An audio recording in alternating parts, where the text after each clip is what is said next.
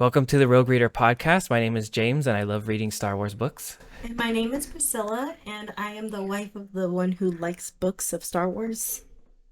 I'm Tomas Harmis, one of his friends.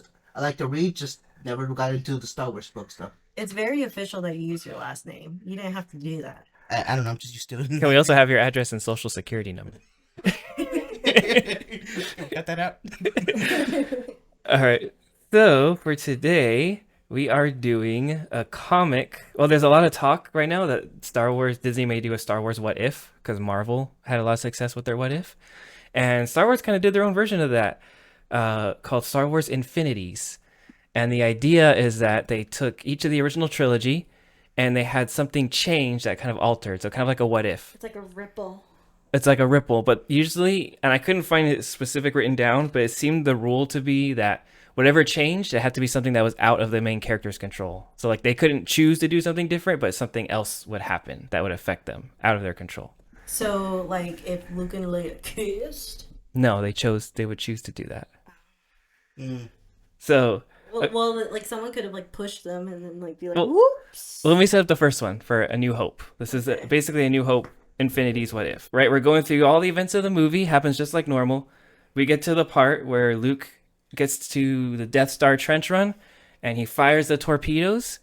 They go into the tubes, but then one of the torpedoes explode prematurely and it doesn't go through. So the Death Star, so this is what if Luke didn't destroy the Death Star. They're screwed, that's what that happened. They are screwed. Well, literally, like, Han sees that the Death Star isn't destroyed, and he's like, "All right, Luke, come on, we're getting out of here." like, I'm gonna he, deuces. yeah, he chose to came back, and now he's totally in character, being like, "This didn't work. We're getting the fuck out of here." But the Death Star is still damaged enough so that when Tarkin does fire it at the Rebel base, it doesn't destroy the planet. It like just causes a little bit of an explosion, but it doesn't completely blow it up right away. So what, the beam just goes right through it? Or It it goes, of course, it hits a certain piece of it and just takes that piece away. It hits and there's a big explosion, but it doesn't. It seems like it doesn't blow up.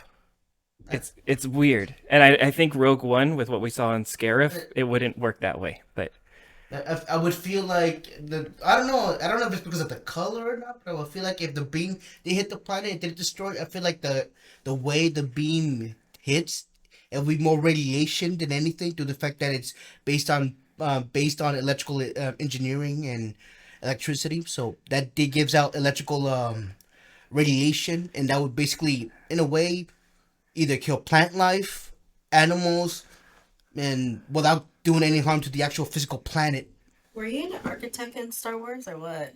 No, that's literally based. Or electrician? No, Were you a Death Star electrician? I just read a lot of fan fiction and a lot of theories here and there, and it just comes to me randomly. Oh, Well, he sounds like he's perfect. You don't need me. I'm sure the planet would be screwed, but it doesn't matter because it's really just enough time so that Leia and the rest of the rebels can get off the planet.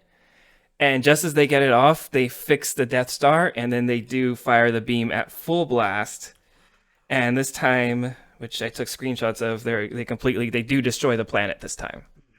So this makes Luke go absolutely ballistic because he thinks that Leia just died on the planet. Whoa, he's scary. So he goes kind of dark side for a little bit and he just starts shooting at Super everyone. scary. That's what Obi-Wan then talks to Luke through the Force and tells him to calm down, don't give in to your anger.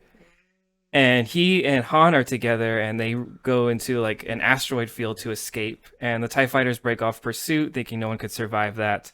But of course, Han and Luke do. Han tells them, all right, we got a second chance together. Let's get out of here. And they both jump to hyperspace and they leave, not realizing Leia's still alive. And Leia, meanwhile, she's captured by Tarkin and Darth Vader. And Tarkin's like, what, princess, you have nothing rude to say this time? And she's now a prisoner of them. So to me, this sounds like it's gonna work out still because Leia is a survivor, and It sounds more like she ends up dead at the end of this, all over. Okay. Well, let's see. I mean, from what I heard from Tarkin, and I haven't read any of the books, but because of one of my friends, he did a lot of explaining to certain things of what Tarkin has done. It sounds like Leia might be screwed here. how much money you want to bet on it? Who's right? $1? $1? That's like I have to to my name. All I got is $1. Okay, I'll donate $1 if I'm wrong. Yay. Wait, what's your bet, Priscilla? My bet is that Leia survives. I bet she done. But She gone. but I think the caveat to like having this like very vicious character, I think they're going to probably kill Luke. The only hope. Luke is like, well, we got to do something to help them, and Han's like, okay, well, like I'm officially retired from being a hero now. And Luke gets super pissed at him, and he's just like going crazy again. He thinks he lost everyone. And this isn't a comment on the plot, but the art is really ugly. Luke looks like Leatherface or something here. Like, The hell's wrong with this? Who- Like he's look having at him a down seizure. there. Who's the artist? I should know this, but I don't, so I will insert name here in editing. But I mean, it's better than anything I could do, but I'm sorry, it's kind of ugly. But I think that's Looks like he's probably having a seizure. I think that's probably the look they wanted him to look deranged though. I think he's just a whole other person. Well, Luke and Han start fighting, and then Luke literally draws his lightsaber in anger at Han, and Obi-Wan's ghost appears before them, and he like breaks them up, and he tells Luke, "Calm down," and he's like, "Okay, Luke, you need to go to Dagobah," and like, but he's like speeding up everything here. You need to go to Dagobah to train, but Han can't see Obi-Wan's ghost, so he just sees Luke with a drawn lightsaber talking to someone who's not there. So he probably seems even more crazy now. Oh no, he's gonna put him in rehab now, and he can't save the Ooh, world. Sean always shoots first too, so I think Luke might actually be dead here. I think Priscilla won the bet. We'll see. We'll see. We'll see. I was hoping that Luke and Han would end up becoming smugglers together. That's what I thought would be an interesting That would be twist, nice. That would be awesome. but that doesn't seem to happen. The Death Star, meanwhile, goes to Coruscant, where they're going to take Leia, I think. Oh, Vader goes to see Emperor Palpatine, who has made his throne in the old Jedi Council from Episode 1. And this was pre-Disney, and Disney has now made this official, but this was back like before Episode 2 came out, and they had this in here, which is interesting because that wasn't like that for a while, and then Disney made that official recently. Basically, Palpatine tells Vader that he's in charge of Leia, and he's in charge of her obedience training. That's what Palpatine tells her. Yep, there it is. No. And Palpatine Vader senses a disturbance in the Force, but Palpatine doesn't care now because to him the rebels are gone. They won. So Luke goes to Dagobah, and everything is kind of recreated like it did in Empire Strikes Back. He finds Yoda, and Yoda is like, "Oh, take you to Yoda, I will," and like testing him and stuff. But this time Han's with him because Han went with him this time. That's what's a little different. And Luke just starts complaining. He's sitting there eating with Yoda, and he's like, "We're wasting our time here." And then Han's like, "Kid, relax. This is Yoda." And then Luke's like, "How do you know that?" And then Han's like, "It takes a con to know one." So he can see through Yoda's lies. Let me get this straight. The guy who has the force sensitivity could tell that's freaking Yoda, but the guy who's a smuggler, Yeah. ain't that a slap in the face? Also, another thing that I found really weird about the comic strip that seems to have a little bit of a plot hole into it. From what I know from Palpatine, due to the movies, and again, my friend Johnny constantly putting up a bunch of stuff of what he's done and how he became into power and stuff like that, how greedy and very cautious he is. And it takes literally hardly any, almost barely a miracle for it to get things under his skin and above him. I would not think he would actually tell Vader that it doesn't matter, the rebels are dead, and that they shouldn't follow this little disturbance. I feel like he would actually send one of his top men that isn't Vader to go after whatever the heck they sensed. But to leave it all out there, I feel like that's a bit of a plot hole right there to begin with. Well, remember, overconfidence is his downfall. Hubris. Vader, meanwhile, he's with Princess Leia. He tells her that like surely she can sense that she's kind of special, and he gives Leia Obi-Wan's lightsaber after he had killed Obi-Wan, and he gives him C-3PO back. She's like super pissed at him, at Vader, obviously, because everything she's lost. So she takes Obi-Wan's lightsaber and she goes to strike down Vader, and obviously he like stops her. And like he just pulls the blade away, but he basically tells Leia, he's like, I'll train you. I'm gonna train you. So the twist here is now that Leia's been captured, Vader's gonna train her in the dark side. Like that kind of a given right there, and then right there and then the way it seems, instead of Luke, they might have Leia kill Vader, and have her be the new right hand man to Palpatine, because everybody knows that Palpatine will manipulate this in a way where Vader has to die, and the new apprentice would be whoever ends up killing that one. Or it's just like a Jason Jaina moment. Well, oh yeah, siblings fighting. What we're gonna see. Luke decides to stay on Dagobah and complete his training, and Han leaves. And Luke, we get a like a little visual of him doing the training in the dark side cave, like from Episode 5, Empire Strikes Back. But this time, when he cuts off Vader's head in the helmet, or cuts off Vader's head in the vision, instead of seeing his own face, he sees Leia's face in the mask. I'm gonna lose. The art, his face is still a little ugly, but I think it's just the shadows, and it's a dream, so it's a little distorted. then 5 years go by. They jump ahead 5 years. Damn. There's this big parade on Coruscant celebrating like the end of the rebellion, and I guess Palpatine has decided to create a new Senate. I don't know why, but Leia's in charge of it. And she gives a big speech that basically saying how she was wrong to follow the rebels, and now she believes in the Empire, stuff like that. She's a puppet now. She's a puppet. Everybody's a puppet. And Han's watching this in some cantina somewhere, and he sees it, and he gets upset that Leia's saying these things, and he like smashes the table with his fist, which causes everyone to turn and look at him. And in a very Harrison Ford line, he's like, big bug. And I hear him. And apparently in these 5 years, he still hasn't paid off Jabba the Hutt. What the? Is that like a detail that they specify? Yeah, Yes. well, that's the whole reason he's being hunted down in these movies. But he had 5 years on his own, and he didn't do it in this time. Like, I would have literally faked my death and just come up with a brand new name. Literally, I don't know why Just the hell end it all. he's still going around with that name because he's being hunted down. No, I'm sorry. But Han decides to go back to Dagobah to get Luke because he feels like after seeing Leia in the message, like this is like a sign he needs to get Luke and let him know.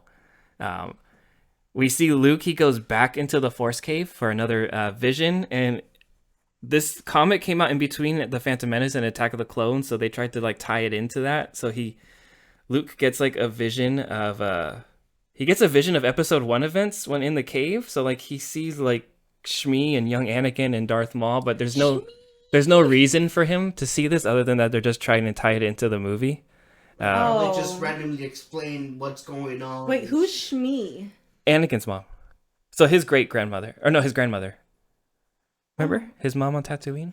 Oh, the one who was There was no father. on slave. Yeah. Yeah. The slave. Oh, there was no. Yeah, there was no father.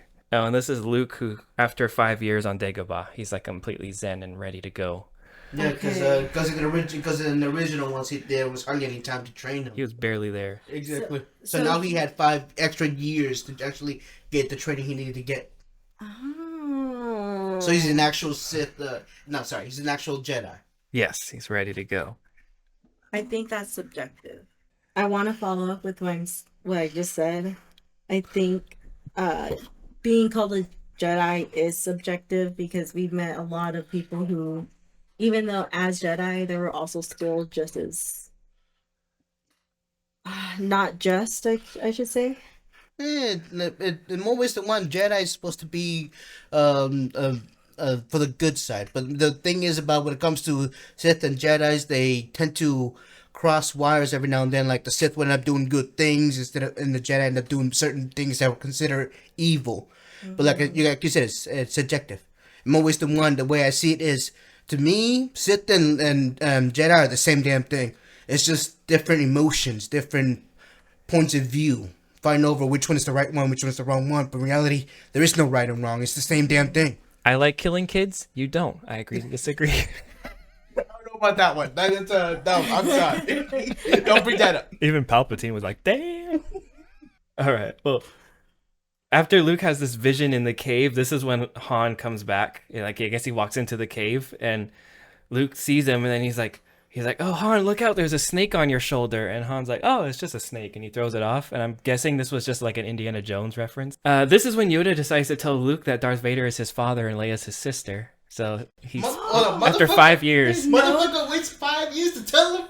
I guess Obi-Wan's ghost appears, and he's like, "Yeah, we thought you weren't going to be ready before. Now you're ready to know after all this training." So there was no build up, no dramatic, no. Just Yeah. rip the band-aid right off. Yeah. I am your father. We're never gonna have that quote. Nope. Yoda. Well, Han's like, "Okay, Luke, I'm going to take you with me, and then like we're going to go to Coruscant and see if we can rescue Leia again." And Yoda this time asks Han. He's like, basically, Yoda asks Han, "I want to go with you guys this time."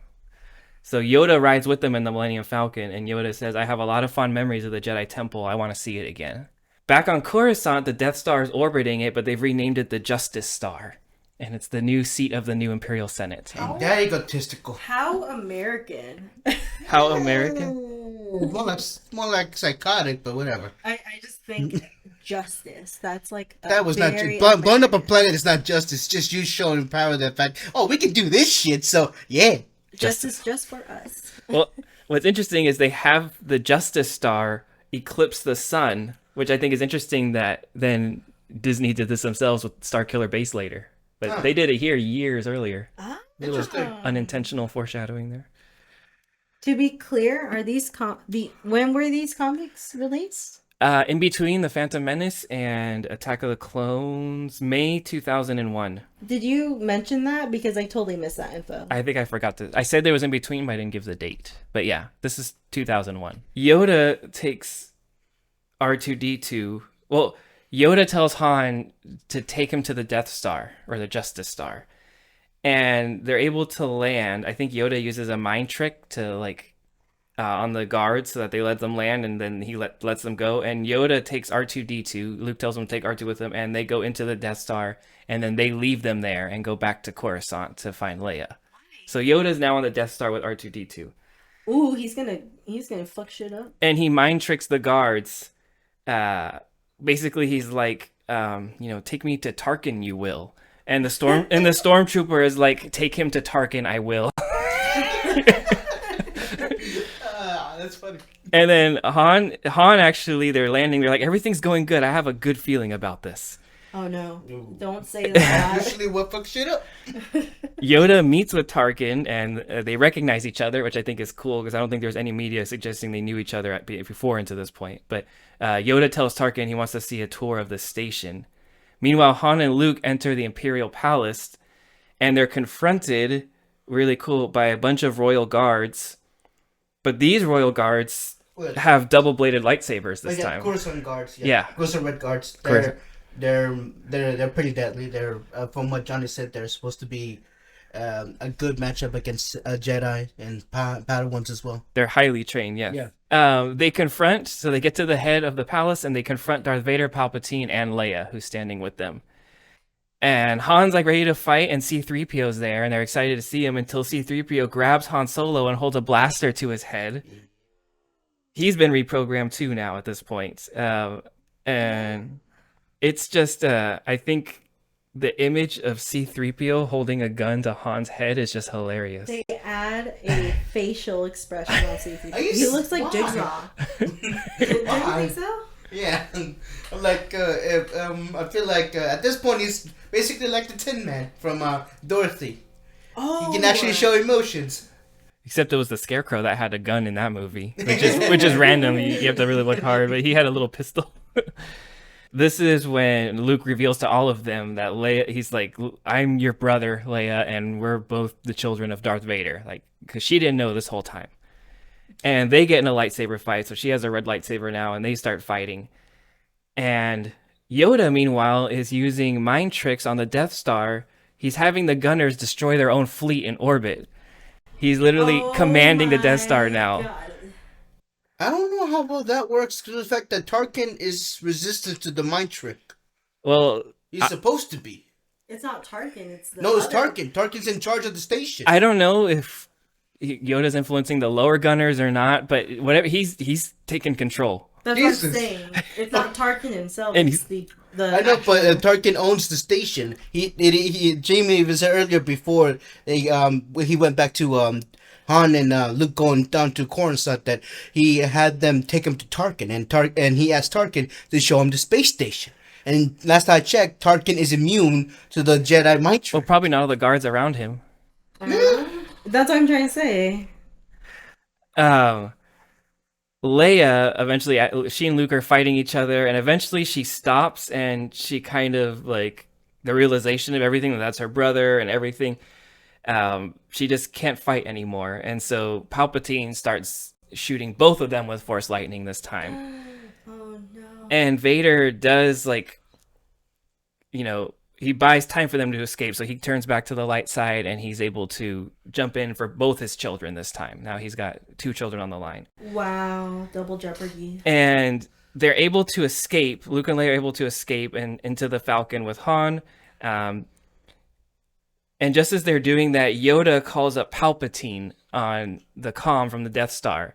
And Palpatine's like, by now, my Imperial saboteurs would have sabotaged the Death Star. You can't do any more damage. And Yoda just tells them, well, it's like, I'm coming to see you.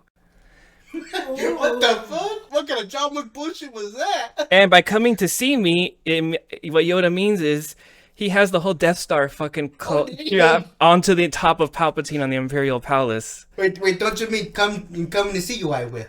Coming to see you, I will. In my big motherfucking station, I will. He survived? No. Yoda doesn't survive. R2-D2 is there with him and technically got killed. And Yoda technically, Lightsider, just killed probably trillions of people in the city around. They were asking for it. No, not just that. That's the size of the planet. That's the size of the moon. Earth's moon. Yeah. Mo was the one. Last time I checked, the meteor that hit those dinosaurs way back then, it was the same size, by the way. Yeah. And I didn't when even think of that. It affected the whole planet. So it's not just that side of the planet. It's the whole planet gone with life. They were asking for it. Sorry. Basically, they had it coming. They should have moved. Or they should move the planet somewhere else. Palpatine's royal guards. The comic ends with a ceremony on Naboo, like at the end of episode 1 and 4 kind of combined, and Leia is now the Chancellor of the New Republic. R2-D2, I guess, has a new body. I guess they backed up his memory, but I don't know why he went with Yoda in the first place. I don't know what the point of that was. And Luke and Leia are able to see all the Force ghosts, Yoda, Obi-Wan, and Anakin again, and that's how it ends. So, I don't know. What do you guys think of that first what-if scenario? Very interesting. There were a few plot holes there, but other than that, I would actually like that better than than the first one. I personally like it. Well, the biggest thing that I think is I would have wanted more of is just like knowing the difference between like Luke and struggling with his dark side. Like I'm kind of interested if like he still held that in him. It transferred to Leia in this story. That's really now it was her doing that. I thought it was really fun, but I did think Leia's turn back to the light side was a little rushed at the end. There wasn't much there. Yeah, that was one of the plot holes that I thought. I'm like, I don't feel like she would click that easily. And things kind of played out the same. There wasn't, in the end of the day, it didn't make much difference. I wish we would have deviated more. Now, here's what's crazy: how this was originally going to go. The original author or writer they were going to get for this, his name was Peter David. He had only made one Star Wars story, I think, before that, called Skippy the Jedi Droid. What the fuck? You know the droid in episode 4 that blows itself up and that's why R2-D2 gets bought by Luke's uncle? Yeah. He made a story that Droid was a Jedi this whole time, secretly. Skippy the peanut butter? Peanut butter droid. He was going to make a story, and he was going to involve this droid. I guess he loves this droid again. And his what if was that the droid didn't get destroyed until after R2-D2 was taken away. And so they never bought R2-D2. And he said that this original story was going to end with Leia as the new Sith Lord, commanding the Empire, and Luke was going to be her apprentice and lover, never knowing that they were each other's siblings. Oh, hell no! And That's exactly what I wanted, but now that I hear it, it's like I don't want it. I don't What's wrong want with it you? anymore. and he was told no, that's a little dark. So he That's a little dark, a little fucked up there, buddy. Nope.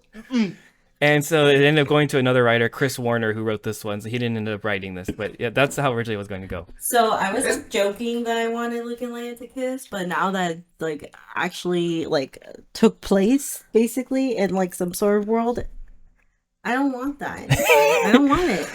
You can take that. I'm pretty sure the guy was like, yeah, I love the energy, but no, we're going with his idea. Is it weird that I still want to see how that whole thing went though? I wouldn't mind. I love the energy. I love the incest. Good job on the incest. But no. We're here for a good ending. Just I don't know. It had an interesting ending. I'll say that. It had an interesting ending. Explosive. And but all right, that's it for the first one. So I'm gonna end it here, and then we'll do next time. We're gonna do Infinities. What if Empire Strikes Back? But until then, thank you for watching or listening to this episode of the Rogue Reader podcast, and may the Force be with you. bye. Thank you for watching or listening to this episode of the Rogue Reader podcast. If you enjoyed it, please give it a like, subscribe for more content, and share it to any other Star Wars fans you think might also enjoy this content. Thank you very much.